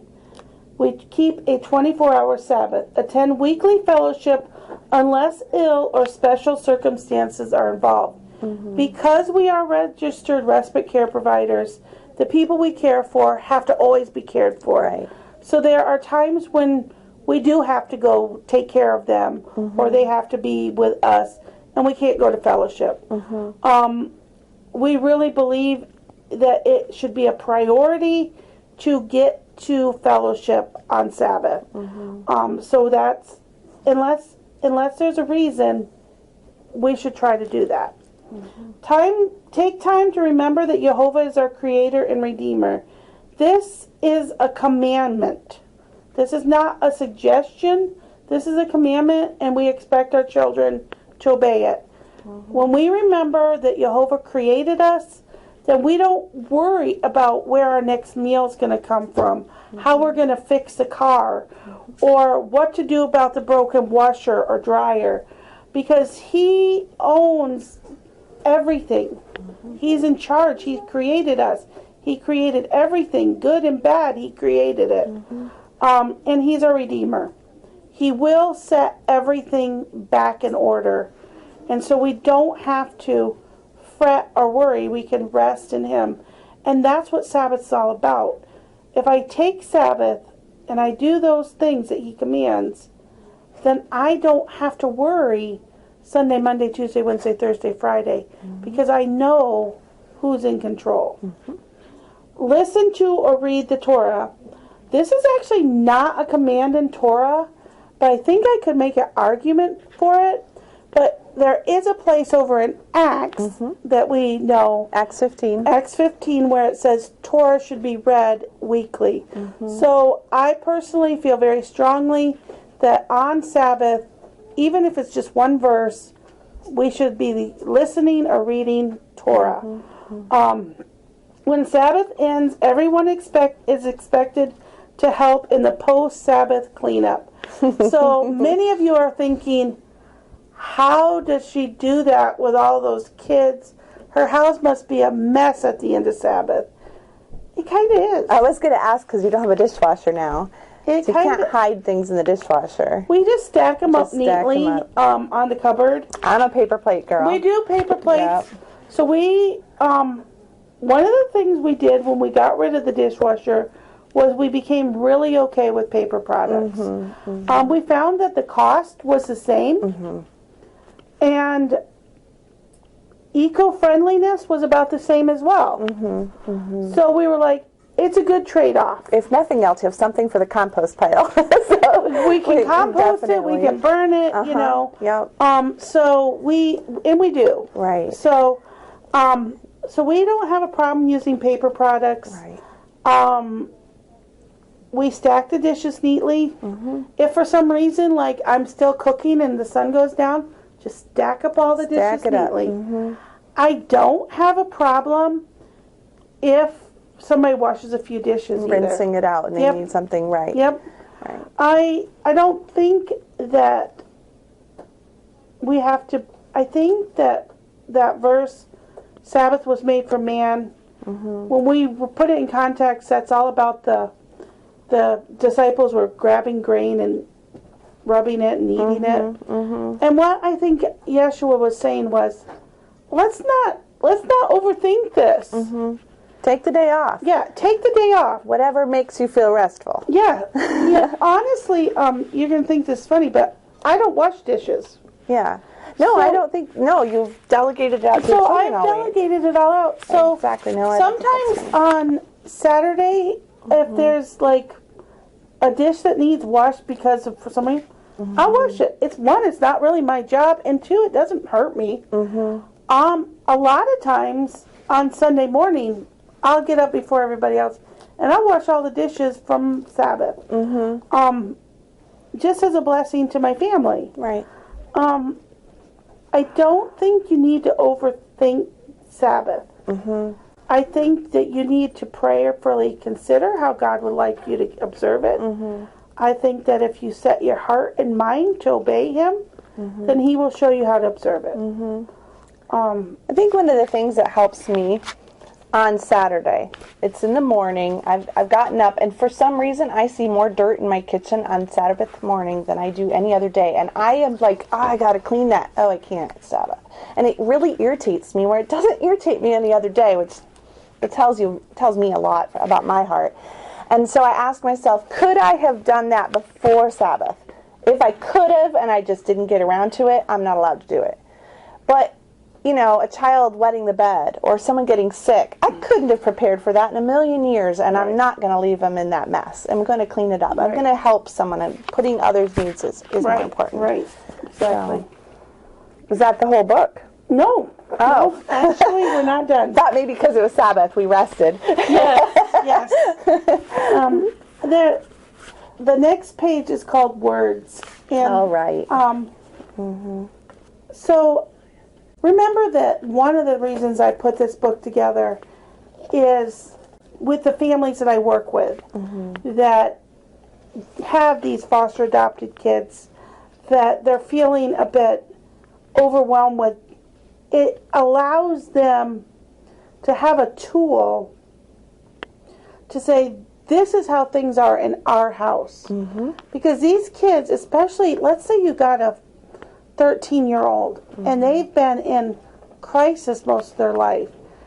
They don't know what your house is like. They just know crisis. So this book is a tool to help them understand, oh, in this house, this is the way it is. Maybe you don't use any kind of foul language in your house, but that child doesn't know that. They've not even considered that. They don't know that it is foul language. Right. And I'm going to say, Katie, there are a lot of people who have never heard about Torah, never heard about Yeshua, have grown up in all kinds of broken homes, abuse themselves, and now they're trying to walk in a Torah observant way and honor Yeshua, but they don't know what a house looks like. They've never seen one. They've never been in one. And that's why, I mean, this book is going to be helpful for moms. Yes. Who are just for the first time going, wait a second, that's foul language? I'm just being honest. That's true. Absolutely. So when I married Jeremy, he grew up in a whole different kind of home than I did. And they used a lot of language that we didn't use in our home. My dad was very, very conservative. We didn't even say things like crap or pissed or fart. Absolutely not. And so the language that Jeremy's family used was a lot more extreme than those words, if you get what I'm saying. And so that was just the way he grew up. So coming into my family, he quickly realized that language wasn't there. One of the reasons my mom never used that language was she grew up like Jeremy. She grew up with a house full of foul language, and she didn't like it. So when she married my dad, she copied his family. She liked that. She liked that there was, and she often would say things like, when you use foul language, you don't sound as smart as people who don't. It wasn't necessarily that she thought those words were bad. She didn't like how it made her feel or think about herself or others. So that's part of the book. So Words says, likewise, the tongue is a small part of the body, but it makes great boasts. Consider what a great forest is set on fire by a small spark. The tongue also is a fire, a world of evil among the parts of the body. It corrupts the whole body, sets the whole course of one's life on fire, and is itself set on fire by hell. All kinds of animals, birds, reptiles, sea creatures are being tamed and have been tamed by mankind, but no human being can tame the tongue. It is restless evil full of deadly poison. James 3:5-8. Let the words of my mouth and the meditation of my heart be acceptable in thy sight, O Lord, my strength and my Redeemer. Psalms 19:14. Let no unwholesome word proceed from your mouth, but only such a word as is good for edification according to the need of the moment, so that it will give grace to those who hear. Ephesians 4:29. But I tell you that every careless word that people speak, they shall give an account for it in the day of judgment. Matthew 12:36. I tell you what, that last one is painful. We really need to take every word, take every thought captive, so that the words that spill out of our mouth are not going to be something we want to be held accountable for.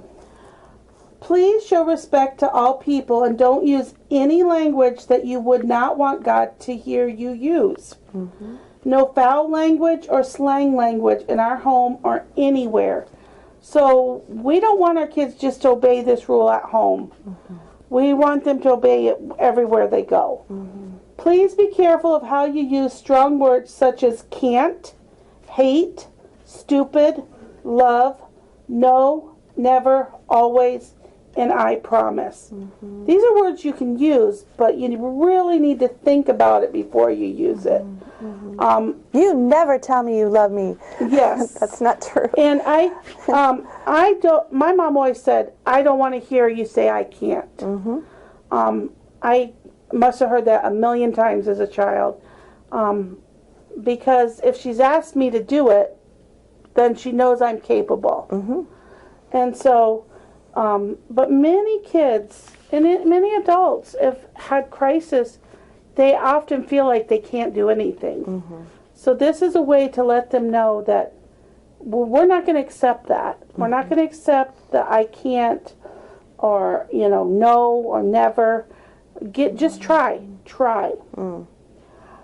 Examples of other words we do not use in our home are whatever, no rolling your eyes, idiot, shut up, fine, boyfriend, girlfriend, and I'm not playing with you.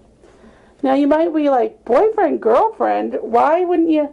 In our house, we don't allow boyfriends or girlfriends. So this is more for little kids that say, oh, she's your girlfriend. Right, no. We're not talking about saying, cousin Sarah's boyfriend. You can say that. Right. We're talking about using it in a way that's inappropriate. We don't have boyfriends and girlfriends. 10-year-olds don't have boyfriends and girlfriends. 13-year-olds don't have boyfriends and girlfriends. We have friends. So that's what that is all about. And we don't allow our kids to say, I'm not playing with you. It sounds weird, but it's just mean. If you don't want to play with someone, you don't need to say that. You can just politely go find something else to do. Please be respectful of others' privacies. Do not say things that are unkind or not necessary about anyone else's past. Be aware of others' feelings when discussing personal information, and don't gossip. So some of our kids have a past that they had before they were our kids. Some of our kids have some things in their past that I have things in my past Absolutely. that I don't really want my kids to take and go tell everyone at fellowship about. Absolutely. So this is about thinking before you tell somebody else's story. It's not your story to tell. So I don't want my kids to go around, like, let's say for some reason one of your kids got in trouble this week and you grounded them. You don't want one of your other kids going to all the other kids. Guess what? They got grounded. Guess why? So that's what that's about. Absolutely. There's no excuse for bad language. Again, we didn't spell out what words we don't want to use, but one of the rules my mom always says is, if you don't hear us say it, then you probably shouldn't be saying it either. Right. So if you don't know what it means, you might not say it. If you don't know what it means, don't say it. My dad used to say, don't let any unclean communication come out of your mouth. And unclean, my dad wasn't a Torah follower, so I just knew that was bad language. And now that I know what Torah is, that's all your bathroom language. Yes. That's unclean. You're not supposed to be talking about it. And, Yeah. you have tact. Yep. So the next category is lying. The Lord detests lying lips, but he delights in people who are trustworthy. Lying is a really serious problem, and we take it seriously. We will do our best to always be completely honest with you, and we expect you to do the same. Lying will always have serious consequences. Lying by omission means you know you are not telling the whole truth. Lying by omission is lying. So, obviously, we're talking about kids who may have learned a habit of lying. And it doesn't matter. Some kids just, they're prone to lying. And some like to fabricate stories. And so this is a way to make it clear to them that it's got to be the whole truth. And you expect the whole truth, and you're going to do your best. This is, again, one of those things that's kind of tricky, because you don't want, just because I think you're lying, I can't always prove it. Right. So I don't want to make this an issue of the wills, like a battleground. Yeah, and so I put it in the book, and I promote the truth. But when I don't know clearly if a child's lying, I just have to deal with what I do know. I can't get caught up in, you are too lying. I have to set that aside and hope that my gentleness and my kindness will minister to that child's heart the next time. But if you catch someone telling the truth, you can reward them, which makes it more enticing for the other siblings. Yes, exactly. Focus on the truth, not the lie. Right. Do not steal, do not lie, do not deceive one another. Leviticus 19:11. This is sounding like the 10 Commandments. Stealing. You shall not steal. Exodus 20:15. Exactly. Stealing is taking anything that does not belong to you without the permission of the owner. No stealing is allowed at all. When you steal, you will repay times 3. If you do not have the means to repay, you will be required to earn it. So maybe I stole a little piece of bubble gum. Right. Then I'm going to give back 4 pieces of bubble gum. But maybe I stole my sister's shirt and wore it and stained it. Now I'm only 9 years old and I don't have a job. What am I going to do? This is tricky, and I'm going to just be honest with you. It's hard for me because my kids have set chores that they don't get paid for. Right. So they have to have a job above and beyond their chore. Some things I have done in the past is I've called an aunt or a grandma and said, you got a job for Billy Joe? I don't have a Billy Joe. For Billy Joe to come and do? Because they need to earn $10. Or maybe you have a neighbor that you get along with. Because one, I don't really like to be the one that has to dole out the money. I will if that's the only option. But if I can get my kids to realize they're going to have to go do a job for grandma, that normally if grandma hired them, they would have got to keep that $10. And I'm blessed because grandma will usually give the kids a job. If you have someone in your life like that, take advantage of it, because whether it's someone in your fellowship or, whoever it is, because that will speak volumes to your kid. Oh, I just earned $10, but I can't go buy anything with it. I have to give it to my sister. Absolutely. So, and make sure you follow through. If I say to my kid, you stole a candy bar, you have to pay back, but I never make them pay back, they're just going to go steal a candy bar again. So, Absolutely. all right, we got a few more. Electronic devices.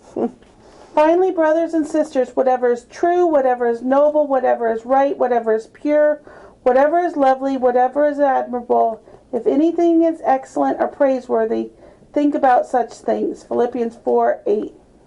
Whoever conceals their sin does not prosper, but the one who confesses and renounces them finds mercy. Proverbs 28:13. I feel like those verses speak for themselves. I personally keep the Philippians 4:8 on the wall near the television. Our children are going to be tempted. We're tempted. Our spouses are tempted. I want my spouse to know that if he fails in a temptation, that I'm trustworthy enough for him to come and confess to me. And that together we'll make a plan so he's not tempted. I want my son to know that. I want my daughter to know that. I want my friend to know that. It's great when you do have friends that you can go to in those times. But ladies, the reality is your husband might need you. And so be that person who he can come to. And just to be humble to realize that this world we live in, this is something that affects every single person. There's no one that is above this. There's no one that is so good that they're never having any temptation of any kind. Even if that's not your temptation. Right. You're tempted by something. It's cookies. I don't care what it is, but you are tempted. Right. And if we can be humble, like that verse said, have mercy for someone else. Yes. It's much better. Always ask permission before using electronics from parents and owner of device. Yes. So I'm sure this is true in your house. You probably have big kids who have lots of devices and little kids who want to play on them. And it's stealing to touch something that someone else has paid for and would have to replace, and would take a lot of grandma jobs to replace some of those devices. Yes, it would. Believe me, my kids know. Yes. So I think you do too. I have kids that like electronics, and I have wheeler dealers. So my kids are constantly buying things and reselling them, fixing them up, and so there's always all kinds of stuff available. And my little kids are always tempted to get on them and play with them, but they know they have to ask permission. Electronics should be kept and used on the main floor unless given special permission. So in our house, there's no bedrooms on the main floor. There's just a living room, a family room, a dining room, a kitchen, and an office, and 2 bathrooms. But I don't want any electronics in my kids' bedrooms. Now, obviously, if they need an alarm clock, they might have something in their bedroom. Or we do have the computer upstairs. The kids have an office upstairs right now. I'm actually going to move that downstairs because the little kids are very tempted to go in there when nobody can see them. Right. And so rather than have that temptation there, I'm just going to move it. And you have to do that kind of stuff. You have to be aware of the temptations. Young children don't have the same impulse controls that we have. They don't even have the ability to. So we need to eliminate temptation. Do not ask to be on electronics unless you have completed all your schoolwork, jobs, grooming responsibilities, and have treated others with respect. This is in the rule book, but it actually hangs on our wall in several places too. Things that they have to do before they can watch TV or play a video game or watch YouTube or whatever it is they want to do. They have a list of things they have to do first, including spending 30 minutes outside every day. Some of my kids don't do animal chores, and if they could, they wouldn't go outside. Right. And so it's a requirement. Wearing earbuds is limited to times when you are alone and do not need to communicate with others, and can only be in for a maximum of 30 minutes at a time. I don't know about you, but my kids have headphones and earbuds, and they have them on all the time. I don't think that's healthy. I think, so I tell them they can only have them on for 30 minutes, and then they have to take them off. If it's 5 o'clock job time, they can't have them on. We might turn music on for everybody, but they can't have earbuds on. Because you can't talk to them. Yep. So you can't use them during group school, you know. Now, maybe you want to put your music on while you're copying. That's fine, but only for 30 minutes. All phones and handheld devices are to be turned off at 11 p.m. each night. I actually have where I can turn the Wi-Fi off. So the Wi-Fi actually kicks off, I think, at midnight and turns back on at like 9 a.m. So they can't really get on that. But if they have their own device that has its own, you know, hotspot or whatever, they're responsible for turning it off. I ask that my adults leave their devices on the main floor when they go to bed, but sometimes there's reasons they can't, and as long as they're honest about it and there's not a problem, it's not. School days are Monday through Thursday. You asked me about that. So we do full school days Monday, Tuesday, Wednesday, and Thursday. So if we're using your curriculum, we will just move things in. And I don't know if people have noticed, but there are days in Ann's curriculum that are lighter. So you can either take them out or you can just combine move them. Or combine move them. Yeah, we do too.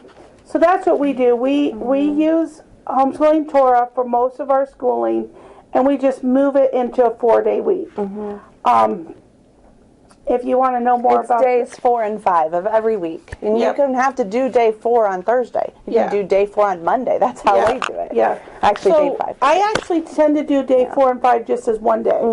Sometimes I do too, just because you don't have enough time to get it all done and manage a house. So I just tend to just put it into one day. And so school days, the kids don't get to get on electronics pretty much at all. If the kids have done an excellent job on a school day and they have some free time, I will give them 15 minutes of electronics. It's like a bonus, you know, like you've done everything perfectly, you've been on your best behavior, you've done all your chores, you've done all your schoolwork, here's 15 minutes of electronics. So weekends, electronic use is limited to 30 minutes per day. So they get a 30-minute chunk of time on the weekends. Obviously, on Sabbath, it's very rare that they actually get to take it. But if they get up early, they can. It's a special time. And so all devices are to be registered with Mom on Custido. Custido is the parent app that we use. So every device that goes into our house in any way is registered. We can put a link to that below the video. And it is, I really like it. It takes a lot of work to set it up at first, but once you get it set up, it's nice, and you can adjust how many reports you get. You can adjust each person's account. Like if you have a son that struggles with a certain thing, you can have an alert for just that thing. It takes a little bit to get it set up, but once you have it done, it's nice. It's very worth it. We trust you to use electronic devices widely, guarding your heart and mind. Misuse of devices will have serious consequences. Obviously, those are going to be individualized consequences. A 7-year-old's consequences are going to be a lot different than a 17-year-old or a 25-year-old that lives at home. Absolutely. You know, that 25-year-old, she might have to move out. You know, the 7-year-old, I'm not going to kick out. Exactly. Drugs, alcohol, tobacco, and marijuana, tattoos, piercings, makeup, and hair. Honor your father and your mother so that you may live long in the land the Lord your God is giving you. Great verse for Exodus 20:12. So in our house, we choose to have no tolerance for illegal drug use, tobacco use, alcohol, or marijuana use. This is our personal standard. When you become of age, we will happily discuss our standard with you so that you can make the best choice for yourselves. Now, we're talking about illegal use. In our house, and I'm just going to share this little tidbit, I don't drink at all. I've never had a drink. I don't plan to drink. I'm living a happy life without any drink. My parents both come from alcoholic background. My husband likes an occasional drink, especially at a feast. He and I have an understanding. He doesn't keep alcohol in our house. But if he goes out to dinner and wants a drink, he has it. Or if we're, if he, yeah, or Passover. You know, at a wedding. I, for the very first time, bought alcohol for Passover, this past Passover, as a gift for my husband. It was awful. They hated it. Those who were old enough to have it, they hated it. But the point I'm trying to make is, this is our standard. This is, we made these decisions based on our experiences, our understanding of Scripture.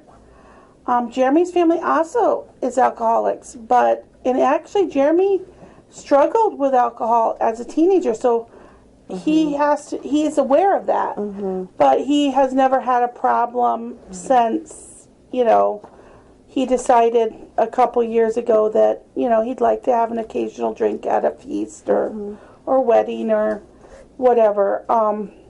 It just goes back to your house, your rules. Yes, exactly. I don't want alcoholic beverages kept in my home. I think that it can send a confusing message to children. So that's just the rule we have.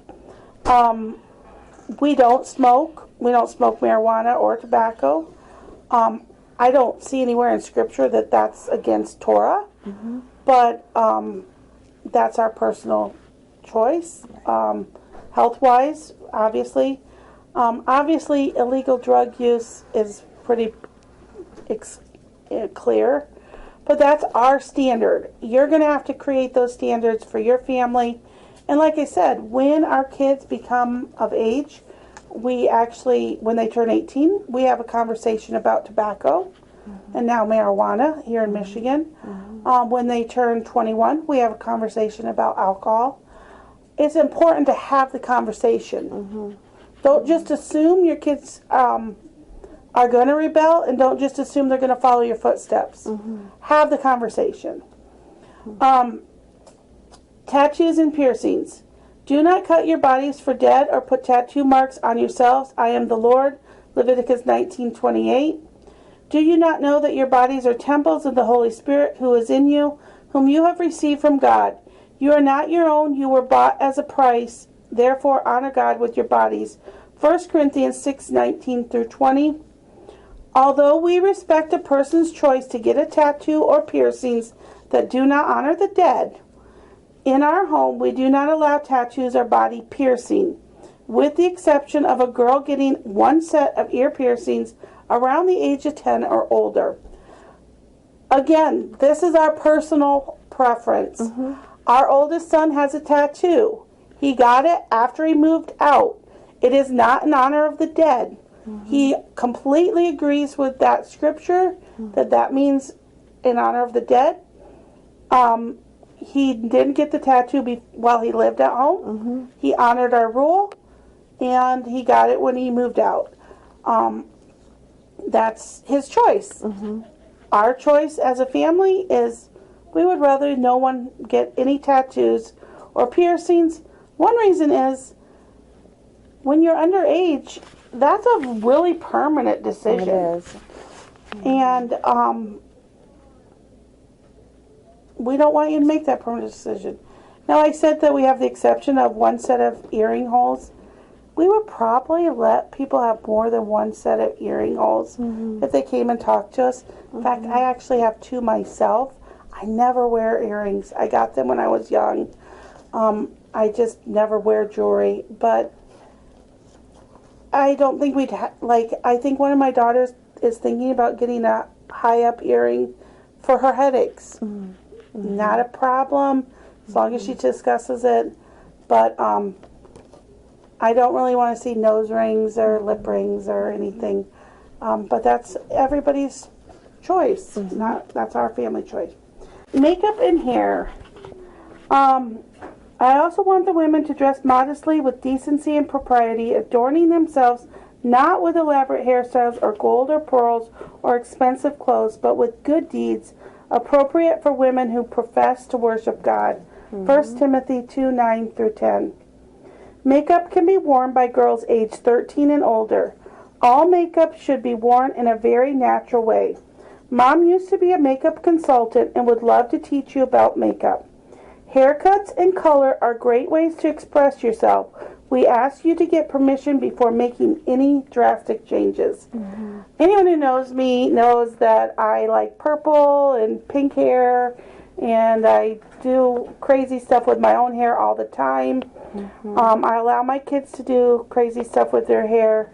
The great thing about hair is it grows back. It's not like a tattoo. It's not permanent, and it's a very safe way to allow your kids to express themselves.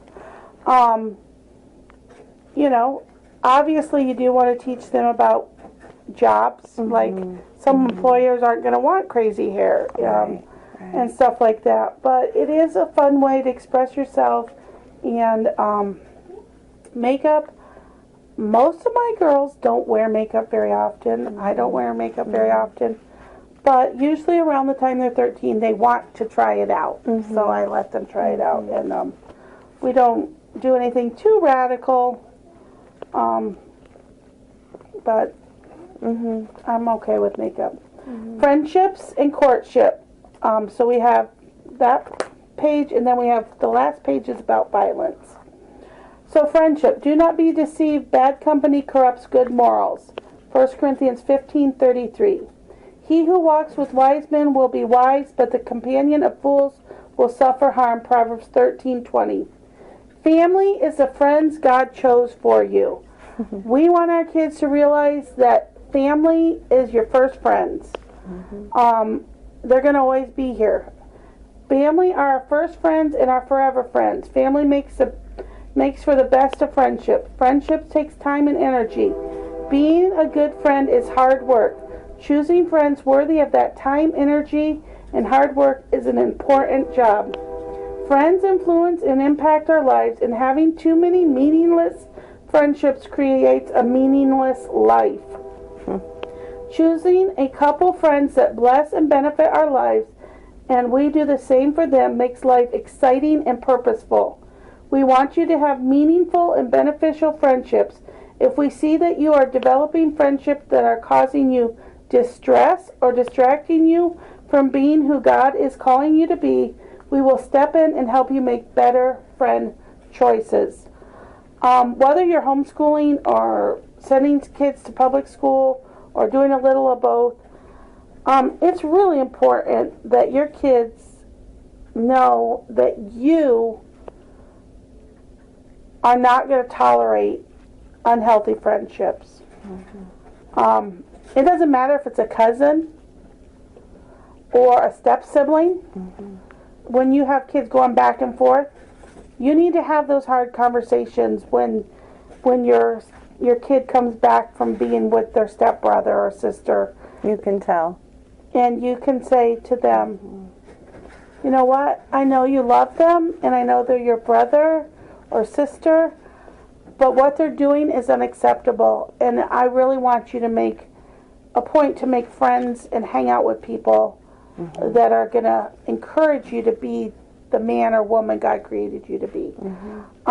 It's okay. It's okay to tell your kids that grandma or your aunt isn't living an appropriate lifestyle. You can show someone honor without making them your companion that you spend all your time with. You can still love grandma, and you can still love your aunt, and you can still love your cousin or your stepbrother, and not be their best friend.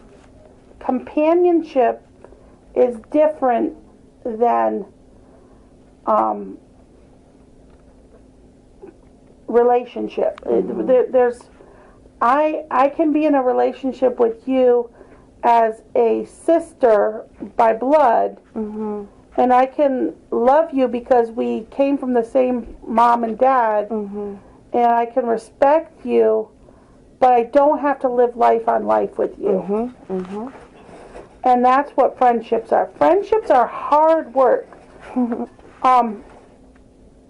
She knows she's my friend. I was thinking the same thing. Ann knows, because I went through a real crisis these last couple of weeks, and Ann had to take a lot of phone calls. No, it's and good. that's what friends are for. Mm-hmm. Friends are there when you're going through a hard time, that they can be trusted. Mm-hmm. To not gossip, to not slander you, mm-hmm. to not mock you, to not judge you. But they're also there to correct you and guide you. A good friend's going to tell you when you're walking in error. Mm-hmm. And so, or when you're too busy. You'll say, Ann, you got to slow down. Yes. That's done that for me. Yes. And it's really important. It's important that your kids learn about mm-hmm. good friendships. Mm-hmm. The next page is called Courtship. We practice courtship in our family. He who finds a wife finds what is good and receives favor from the Lord, Proverbs 18:22. Do you not know that your bodies are a temple of the Holy Spirit who is in you, whom you have received from God? You are not your own. You were bought at a price. Therefore, honor God with your bodies. Again, that's 1 Corinthians 6. We practice courtship in this family. Boys and girls are good friends at any age. If you find you are interested in getting to know someone of the opposite sex more, we want you to come and discuss your interest with us. Mm-hmm. We believe that a young man or woman needs to be ready to consider marriage before they enter into a courtship. We do not allow dating. A courtship is when two people spend time together in a family environment intentionally to get to know one another better. The purpose of courtship is to determine if they would like to become engaged to be married. Engagement is when two people have decided that they want to marry and agree to make plans for their wedding. Engagement should be proposed to parents before the person of the interest. Once engagement is established, we will discuss rules of engagement with the couple and hopefully the other set of parents. Mm-hmm. So we have actually gone through courtship engagement twice. And you've gone through a few relationships that didn't end. Yes. We also have gone through, mm-hmm. We've had some friendships that were hopeful to lead into courtship but mm-hmm. failed. Mm-hmm. And most of those times it came down to the difference in keeping Torah. Mm-hmm. And your kids are going to have to make that choice. You can't make it for them. I'm so grateful that every time my kids have been pushed, they have said, nope, mm-hmm. Sabbath is to be kept. Mm-hmm. Nope, we are to keep God's law. But that is going to be at the point that your kids are ready to court. They're at the point where they have to make their own decision about mm-hmm. how they're going to walk out their faith, mm-hmm. and if it is their faith. Mm-hmm. Mm-hmm. And you can't decide that for them.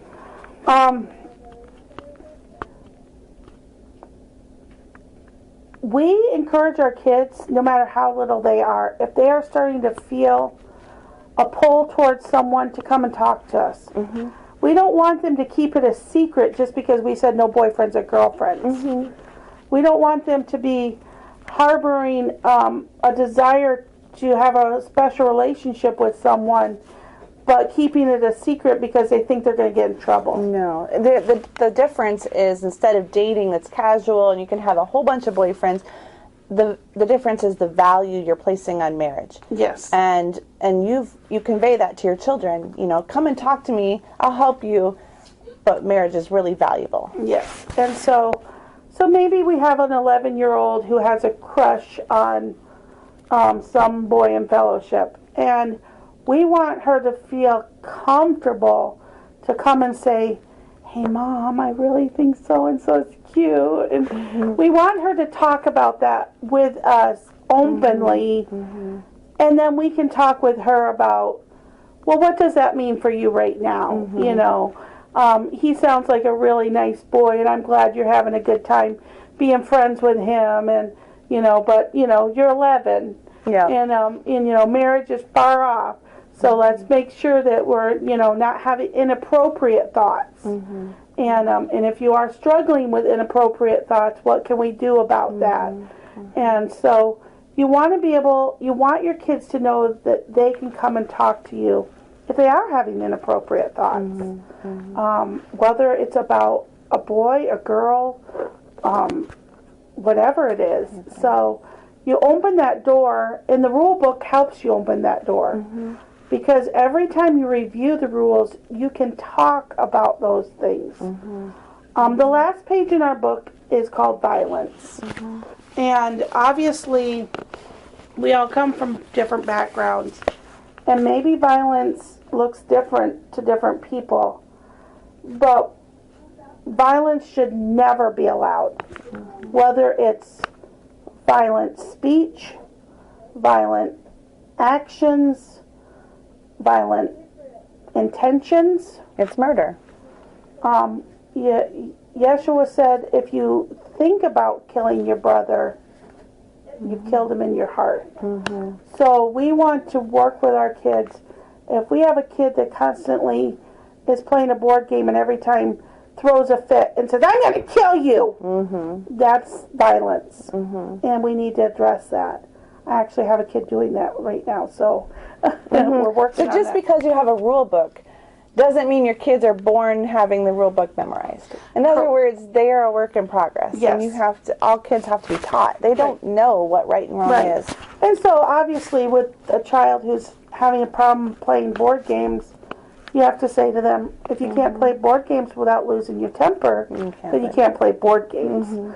I mean, it's not going to benefit my 7-year-old if I say to him, stop saying that. No. It's ridiculous. You're being stupid. You know. Now you're being Now violent. I'm being violent. You know. Then violence just breeds more violence. So instead, we have to be the grown-up. We have to be the one to stop and set the line and say, no violence, no violent words, no violent intentions, and no violent actions. The verse back in that talked about the words, the tongue. When I was out with my son-in-law, I asked him if he ever loses his temper. And he said, yeah. And I said, what does that look like? And he said, I say things I can't take back. I said, oh, I hate that. I do that too. And I said, do you ever throw anything? He said, no, not really. So do you ever pound anything or yell? And he says, not really. I said, but those words are really, and it's true. I mean, some of these kids you might bring into your home, however they came into your home, they may come from a very physically violent place, but if you are emotionally violent towards them or verbally violent towards them, it could be even more detrimental than what they were already going through. We have to be so careful about how we say things and what we say. So the page says, do not envy the violent or choose any of their ways, Proverbs 3:31. Do not repay evil with evil or insult with insult. On the contrary, repay every evil with blessing, because to this you were called so that you may inherit a blessing. 1 Peter 3:9. This is a safe place. If you've done any trauma training, this is the number one thing you need to tell your kids. This is a safe place. They need to feel safe in your home.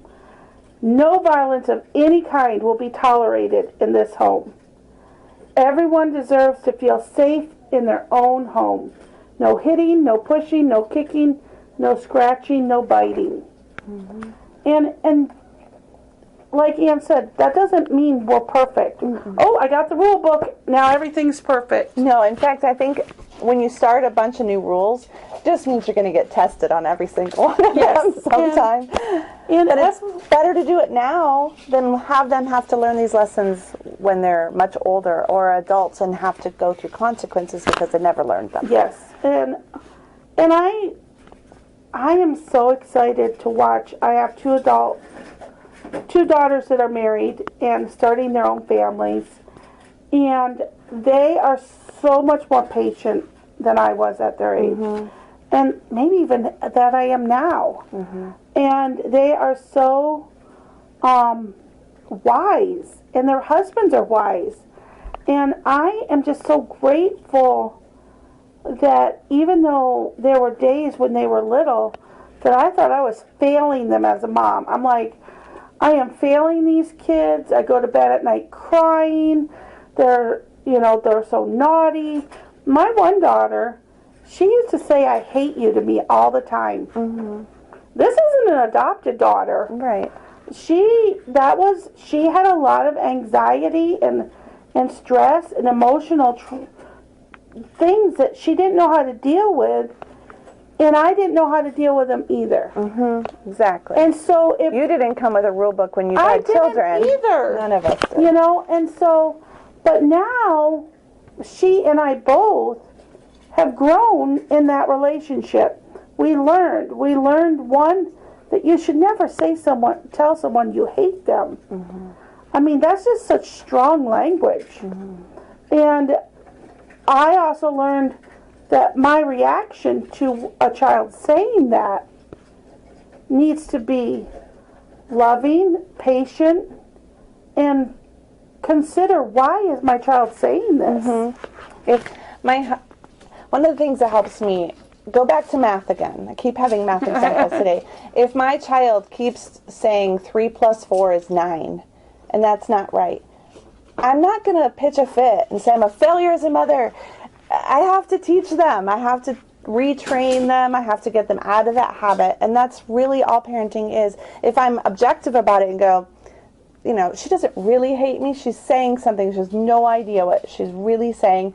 I have to really fix this. I can't let it go on. I have to stop it and then retrain them. Then I don't take it so personally. Right. And you have to step back and you have to ask yourself, what is going on that my child is behaving this way? Absolutely. And, am I part of the problem?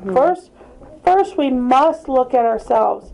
If our marriage isn't going the way we want it, we need to look at ourselves.